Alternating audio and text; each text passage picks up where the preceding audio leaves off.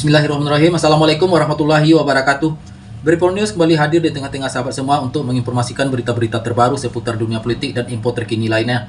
Terima kasih banyak bagi sahabat yang sudah mendukung channel ini. Semoga selalu diberikan kelancaran dalam segala aktivitasnya. Amin, amin ya rabbal alamin.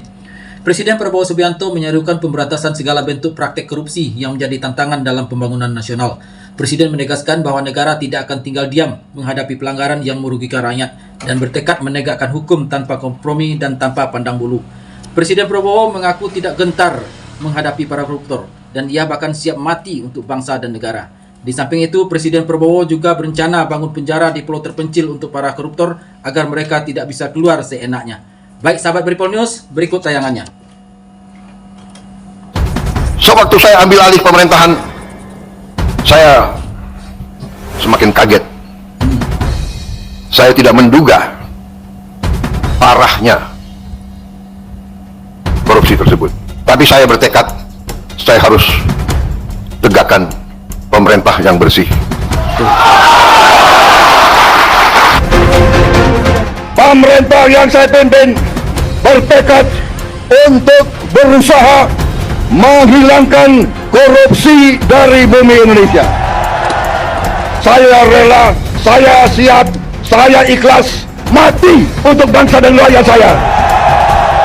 Saya sudah sampaikan, hei kalian-kalian yang di dalam lembaga-lembaga pemerintah, kalian digaji oleh rakyat. Saya katakan, hentikan korupsimu. Hentikan kalian mencuri uang rakyat, hentikan. Atau mengira pemerintah Republik Indonesia yang sekarang saya pimpin bisa disogok. Saudara-saudara sudah dengar saya pidato berapa kali, ya kan? Dari sebelum saya dilantik, sesudah dilantik, pada saat dilantik, terus saya ingatkan, semua lembaga bersihkan dirimu sebelum kau akan dibersihkan, dan kau akan dibersihkan pasti. Di tempat yang bersejarah ini, atas nama rakyat Indonesia, saya memperingati semua unsur di semua lembaga, segera benah diri, segera bersihkan diri. Mereka-mereka yang tidak setia kepada negara akan kita singkirkan, yang tidak ragu-ragu, tanpa memandang bulu, tanpa melihat keluarga siapa, partai mana, suku mana yang tidak setia kepada negara, yang melanggar undang-undang, yang melanggar undang dasar, akan kita tindak. Kabarnya, mafia migas mulai ketar-ketir gara-gara Prabowo berencana membongkar skandal besar yang selama ini jadi momok di negeri ini. Konon, kalau Prabowo nekat menguliti permainan kotor mereka sampai ke akar, nasib kursi kepresidenannya bisa terancam. Apa yang bikin mereka panik sekarang? Simple. Prabowo bukan tipe pemimpin yang bisa disetir. Rekam jejaknya menunjukkan ketegasan tanpa embel-embel kepentingan bisnis di sektor ini. Kali ini, niatnya membersihkan Indonesia dari cengkeraman mafia migas bukan sekadar janji politik kosong. Namun, mafia migas tentu tak akan tinggal diam. Mereka tak mungkin belak-belakan muncul dan berkata, kami menolak pemberantasan korupsi, itu konyol. Sebaliknya, mereka beraksi di balik layar, menebar isu miring, menggulirkan propaganda, hingga merancang skenario untuk melemahkan Prabowo secara perlahan. Mereka menggiring opini bahwa seorang presiden bisa dijatuhkan jika berani mengusik kepentingan bisnis mereka. Jangan lupa, Prabowo bukan pemain baru di dunia politik. Dia sudah lama mengasah strateginya di papan catur kekuasaan. Dan yang paling penting, dia punya dukungan rakyat. Jika rakyat menyadari bahwa ini bukan sekadar persaingan politik, melainkan pertarungan antara kejujuran melawan keserakahan, antara keadilan melawan korupsi, maka dukungan kepada Prabowo akan semakin menguat. Justru sekarang yang seharusnya mulai panik adalah para mafia migas. Jika rakyat bersatu, mereka tak akan bisa lagi bersembunyi di balik kekayaan mereka. Dulu, mereka bisa membeli pejabat, mengendalikan media, bahkan menekan aparat. Tapi zaman telah berubah. Dahulu mereka bisa menguasai informasi dan membungkam siapapun yang berani menentang. Namun sekarang, dunia sudah transparan. Media sosial berkembang pesat, investigasi bermunculan, dan rakyat semakin sadar akan permainan di balik layar. Begitu kebenaran terungkap, rakyat pasti bergerak. Rakyat punya harga diri dan kehormatan. Mafia migas memang kuat, tapi Prabowo juga bukan lawan sembarangan. Mafia manapun saya tidak takut. KPK, Kejaksaan Agung, Polri, semua bisa menjadi senjata jika dipimpin oleh orang-orang berintegritas. Dan yang paling krusial, libatkan rakyat. Jika rakyat melihat keseriusan Prabowo dalam melawan mafia, mereka pasti akan berdiri tegak di sisinya. Namun, jangan salah, mafia migas bukan lawan biasa. Mereka punya pengaruh besar dan tidak akan tinggal diam jika bisnis haramnya terancam. Di DPR, mereka punya sekutu. Bisa saja mereka menghalangi kebijakan yang merugikan bisnis gelap mereka. Bahkan, dengan kekayaan triliunan rupiah, mereka bisa membiayai gerakan oposisi, mendanai demonstrasi besar-besaran, dan memanfaatkan isu sosial untuk menggoyang pemerintahan. Mereka punya kaki tangan di dalam institusi penting seperti KPK, Kejaksaan, dan Kepolisian. Artinya, Prabowo membutuhkan tim aparat yang benar-benar bersih dan tidak bisa disuap. Transparansi harus menjadi senjata utama. Jika data migas dibuka ke publik, rakyat akan melihat sendiri siapa saja yang selama ini bermain curang. Jadi, pertanyaan utamanya bukan hanya apakah Prabowo berani melawan mafia ini, tetapi apakah rakyat siap berdiri di belakangnya. ketika hukum mulai tajam ke atas dan keadilan tak lagi bisa dibeli. Dua tokoh negara muncul di garis depan perang melawan korupsi. Jaksa Agung ST Burhanuddin tak lagi sendiri dalam pertempuran panjang ini. Kini, Menteri Keuangan Purbaya Yudi Sadewa ikut turun ke gelanggang. Keduanya sepakat, koruptor tak cukup hanya dipenjara. Mereka harus dilumpuhkan secara hukum, ekonomi, dan sosial. Di satu sisi Burhanuddin menyiapkan gebrakan hukum tanpa pandang bulu. Di sisi lain, Purbaya membuka seluruh data keuangan mencurigakan. Tak ada lagi tempat bersembunyi bagi pencuri uang rakyat. Pesan mereka jelas dan menggema di seluruh negeri. Era kompromi dengan koruptor sudah berakhir. Selamat datang di Liga Maling Indonesia, kompetisi paling memalukan. Tempat para pencuri uang rakyat berlomba-lomba menguras triliunan rupiah dari kantong negara. Di puncak klasemen, kita punya juara sementara. Skandal mega korupsi Pertamina. Kerugian 968 triliun. Fantastis. Angka yang cukup untuk membangun ribuan rumah sakit, sekolah, dan infrastruktur yang layak bagi rakyat.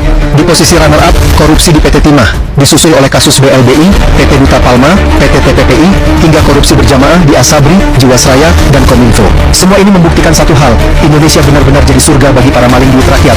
Tapi tenang, Kejaksaan Agung tak tinggal diam.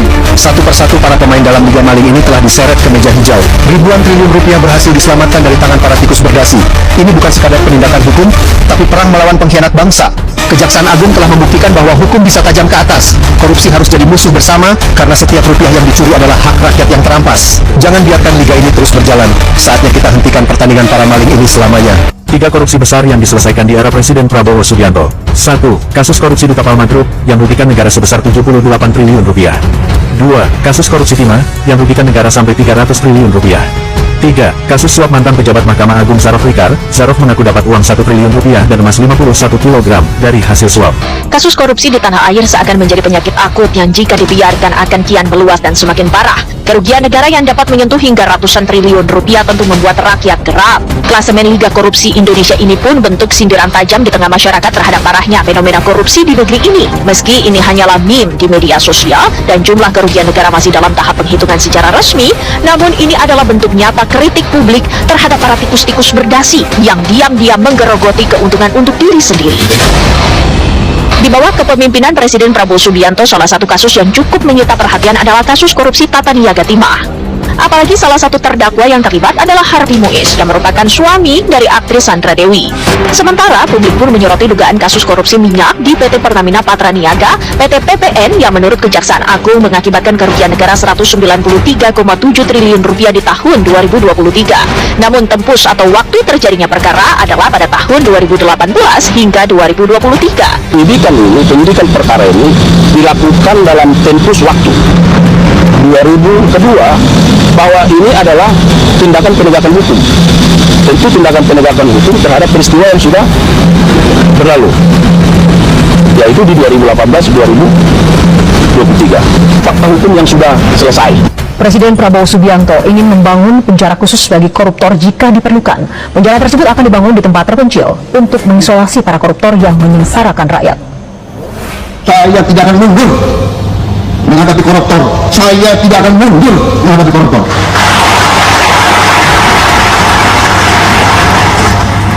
Mereka harus mengerti, saya ini siap mati untuk bangsa dan rakyat ini.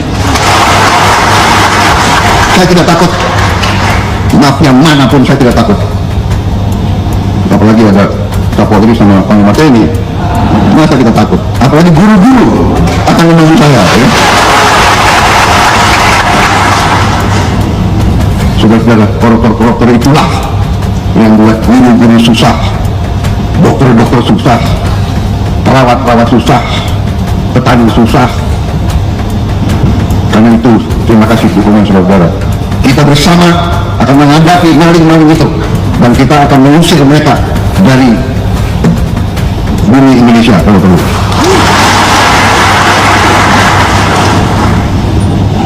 Saya nanti juga akan sisihkan dana, saya akan bikin penjara yang sangat, pokoknya sangat kokoh di suatu tempat yang terpencil, mereka nggak bisa keluar malam hari. Kita akan cari pulau, kalau mereka mau keluar, biar ketemu sama. Oke, sahabat Bripol News, kita dukung terus program pemerintah dalam berantas korupsi sampai ke akar-akarnya. Terima kasih banyak. Assalamualaikum warahmatullahi wabarakatuh.